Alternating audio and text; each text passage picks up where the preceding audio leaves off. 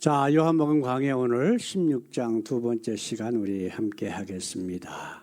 오늘 요절 말씀은 16장 32절, 33절 우리 두 절만 같이 읽습니다. 32절, 33절. 보라, 너희가 다 각각 제 곳으로 흩어지고 나를 혼자 둘 때가 오나니 벌써 왔도다. 그러나 내가 혼자 있는 것이 아니라 아버지께서 나와 함께 계시느니라. 이것을 너희에게 이름은 너희로 내 안에서 평안을 누리게 하려 함이라 하시니라. 세상에서는 너희가 환난을 당하나 담대하라. 내가 세상을 이기었노라 하시니라. 아멘. 오늘 말씀의 제목 평안을 누리게 하려 함이라. 우리 예수님께서 이런 말씀을 하셨는데 이 말씀의 의미가 무엇인가 한번 우리가 살펴보는 시간이 되기를 원합니다. 예수님께서 이제 자신의 사역을 마무리할 때가 왔어요. 마지막 6월절 만찬까지 다 하시고 제자들에게 이제 그 자신이 이방인들의 그 유대인들의 손에 잡혀서 이방인 손에 넘겨서 그리고 고난받고 죽을 거야. 그러나 그게 끝이 아니야. 그런 얘기를 하시면서 좀 이야기를 하시거든요. 오늘 말씀은 바로 그런 내용들이에요. 그러자 이제 그 아버지께로 자기가 갔는데 내가 가야 너희에게 유익하고 그리고 내가 가야 아버지께서 내 이름으로 너희에게 성령을 선물로 주실 것인데 라고 하시면서 이제 자신이 주시는 그러한 사역들에 대해서 이제 쭉 말씀을 하셨거든요. 그 제자들은 이제 근심하고 우리 지난주에 말씀 나눴죠. 근심하고 걱정하고 그러니까 그 예수님께서 가신다 그러는데 어디로 가느냐라고 물어보는 자도 하나도 없다. 그런 얘기를 말씀을 하고 계셔요. 그러니까 예수님은 여인이 아기를 해산할 때의 이야기를 이제 하십니다. 그래서 그러면서 그 여자가 아기를 해산할 때 그런 걱정 그리고 그런 고통 그렇지만 아기를 낳고 나서는 다 잊어버려요. 그 아이를 가졌다라고 하는 기쁨. 그러니까 애를 또 낳고 이렇게 하는 거거든요. 그 고통이 만약에 그 걱정, 근심, 고통이 그 여자들에게 그것이 뿌리 확 박혀 있다면 과연 아기를 또 낳을 수 있을까요? 못 낳아요. 그 고통이 보통 심한 게 아니라고 이야기를 하잖아요. 근데 이제 예수님께서 자, 우리 20절 16장 20절에 있는 말씀 내가 진실로 진실로 너희에게 이르노니 너희는 곡하고 애통하겠으나 세상은 기뻐하리라. 너희는 근심하겠으나 너희 근심이 도리어 기쁨이 되리라. 이런 얘기를 하시거든요. 여기 지금 제자들이 하는 얘기가 제자들이 어떻게 된다고요? 곡하고 애통하고 근심해. 근데 세상은 오히려 내가 죽고 너희를 탄압하는 거에 대해서 오히려 기뻐할 거야. 그러나 너희 근심이 오히려 기쁨이 될 거래요. 왜? 그 근심, 고통, 걱정 이 이후에 하나님이 주시는 뭐가 있어요? 성령이 있기 때문에.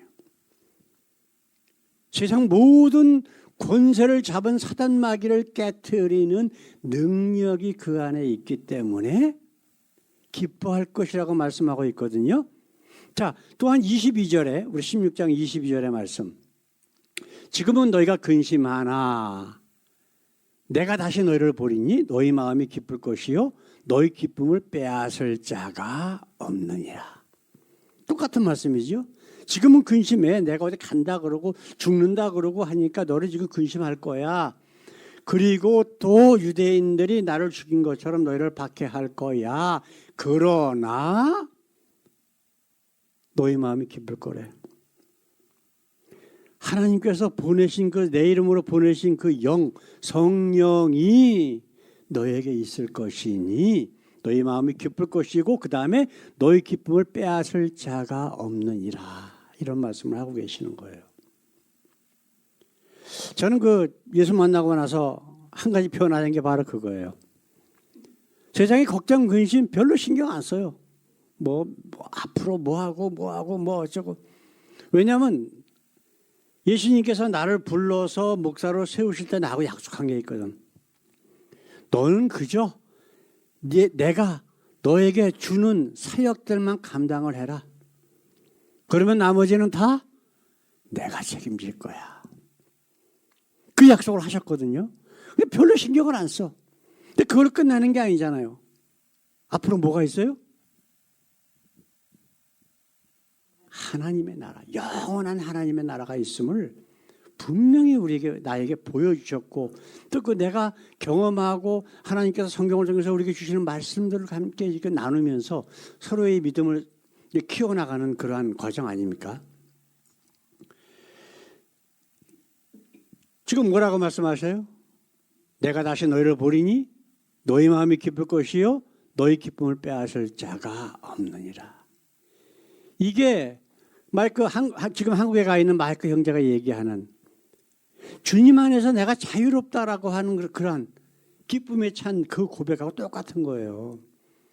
우리의 기쁨, 이 자유로운 세상 권세 잡은 모든 것들, 세상적인 조건들에 그런 얽매이지 아니하는 자유로움이 있잖아요. 왜?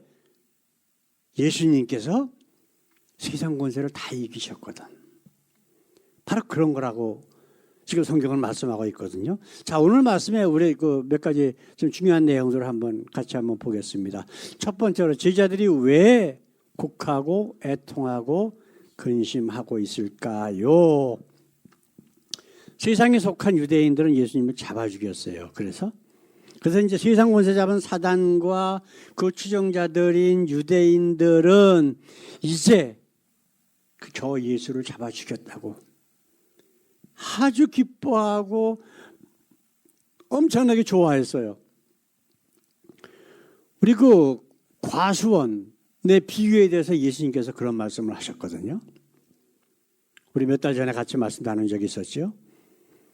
그 포도원 주인이 멀리 갔어요. 그래서 이제 포도 수확하고 할 때가 돼가지고 이제 자기 종들을 보내요. 가서 수출을 좀 받아와라. 그래서 갔거든요.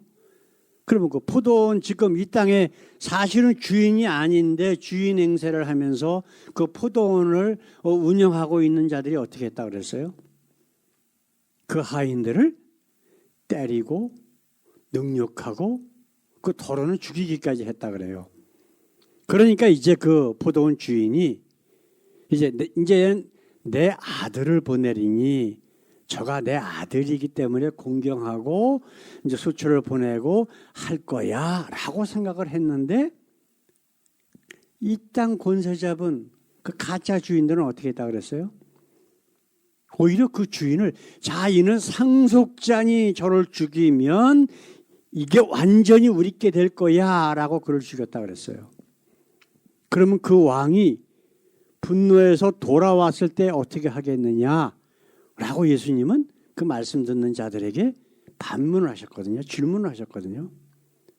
분명히 자기 군사를 데리고 와서 그 자기 아들까지 죽인 자들을 능멸하고 심판하실 것이다 라고 하는 거예요. 지금 사단이 바로 그거거든요.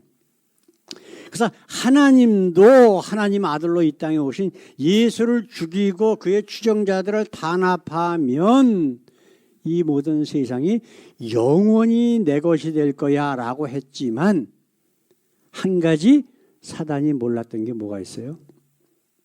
생명에 관한 문제라고. 생명에 관한 문제.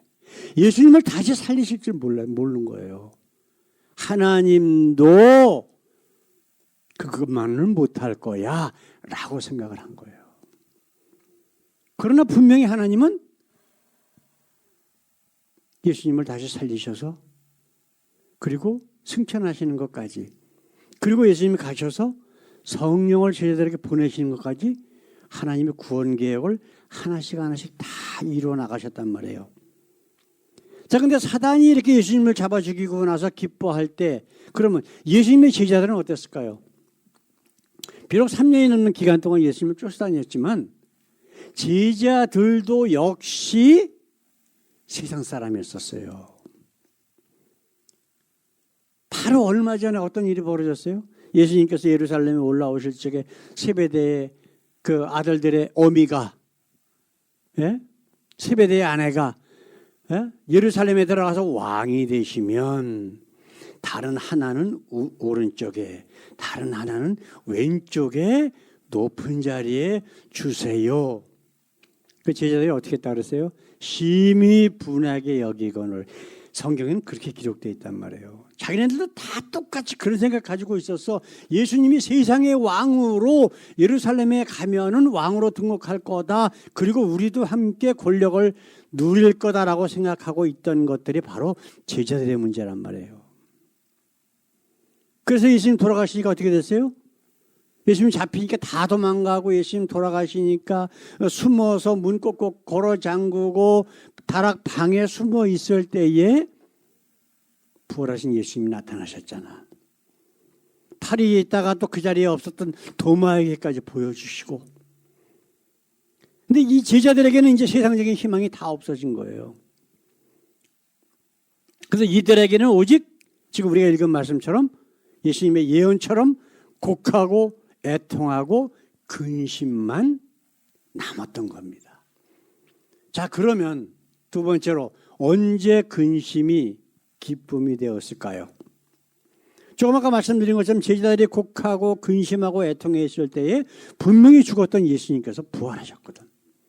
그 나타나셨단 말이에요. 문도 꼭꼭 걸어 잠궜는데 문 열고 들어오신 게 아니라 그냥 그들 가운데에 그냥 슬그머니 나타나셨어요.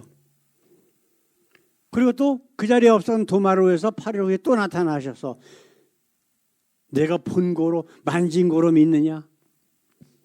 보지 못하고 믿는 자들은 복되도다. 그런 얘기까지 하셨단 말이에요. 그러니까 도마가 뭐라 그랬어요? 그리스도시요, 주는 그리스도시요, 살아계신 하나님의 아들입니다. 나의 메시아입니다. 라고 고백하는 모습을 우리는 성경을 통해서 깨달을 수 있다라고 하는 것이죠. 그리고 40일 동안 어떻게 하셨어요? 함께 계시면서 하나님의 복음을 친히 알려주시고 그 다음에 승천하시고 자신이 승천하신 후 예수님께서 절대로 예루살렘을 떠나지 말고 하나님께서 내 이름으로 보내실 성령을 기다려라. 드디어 오순절날 성령이 그들에게 임했을 때에 그들이 갖고 있었던 근심이 완전히 기쁨이 되는, 정말 주님 안에서 자유함을 누리는 그러한 시간이 됐다라고 하는 거예요. 자, 그 이후에 우리 그들의 그 제자들의 변한 모습을 한번 생각해 보십시다. 사도행전 1장 19절 20절 말씀. 베드로와 요한이 대답하여 가로되 하나님 앞에서 너희 말 듣는 것이 하나님 말씀 듣는 것보다 옳은가 판단하라. 우리는 보고 들은 것을 말하지 아니할 수 없다 하니, 이게 예수님의 제자들이 예수 이름으로 복음을 증거하니까 산헤드린에서 그들을 잡아갔어요. 산헤드린이 어떤 거예요? 그 유대인들의 국회에 갔던 최고 권력기관이거든. 그런데 그 산헤드린이 어떻게 한 거예요? 예수님을 죽인 자 사형 판결을 내린 자들이 모임이란 말이에요. 근데 거기 가서 그런 얘기를 하고 심히 막 때리고 예수 이름으로 복음 증거하지 말라고 협박을 하니까 제자들이 이 대답을 지금 하고 있는 거예요. 하나님 앞에서 너희 말 듣는 것이 하나님 말씀 듣는 것보다 옳은가 판단하라. 그들이 무서워서 다락방에 숨어서 문 꼭꼭 걸어 잠그고 숨어 있던 자들이 이렇게 변했어요. 왜요? 그들 가운데는 뭐가 있어서? 하나님의 영, 예수의 영인 성령이 충만하니까. 세상 권세 잡은 모든 사단의 것들을 그 권세들을 다 이기신 바로 예수님, 죽음까지 이기신 예수님이 그들 심령 가운데 있으니까 그들에게는 죽이려면 죽여. 나는 예수님을 통해서 성령을 통해서 내가 보고 들은 것, 내가 본 것, 그것을 말하지 않을 수 없다. 왜?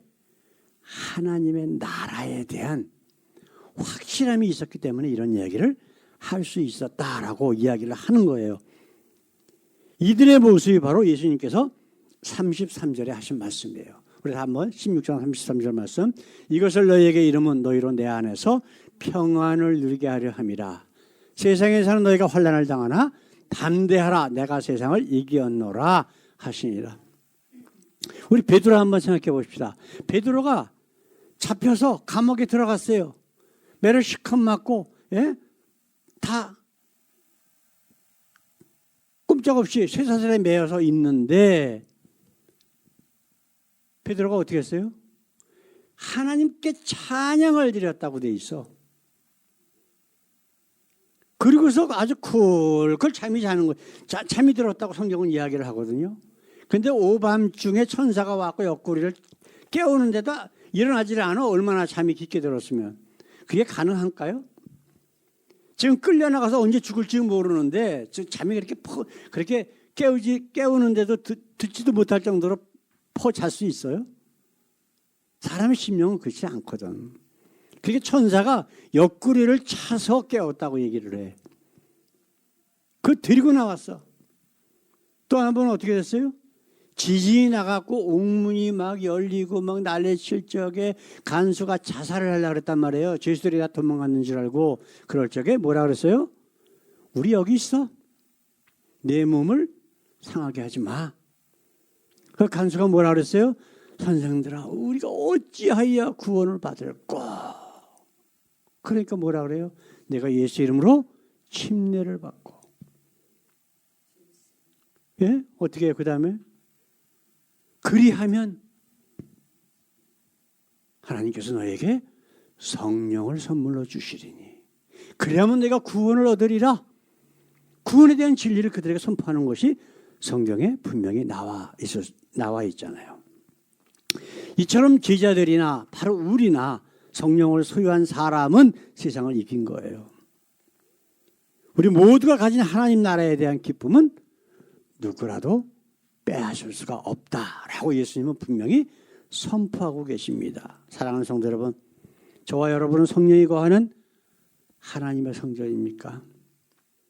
건물 가지고 성전이라고 사기치고 그러는 교회 목사라는 것들이 많이 있지만 정말 성경은 우리가 하나님의 성전이라고 분명히 이야기를 하고 있어요. 그러나 세상에 어떤 이적을 행하든 뭐를 하든 간에 정말 참 성령, 유일하신 참 하나님과 그가 보내신 그리스도로부터 온 성령이 아니면 그것은 성령이 아니고 시궁창이 될 수밖에 없어요. 온갖 악한 영이 그 속에서 역사하는 그러한 모습이 될 수밖에 없다라고 성경은 분명히 이야기를 합니다. 그러면 과연 예수님 말씀처럼 세상에 빼앗을 수 없는 평안이 우리 속에 충만해야 돼요.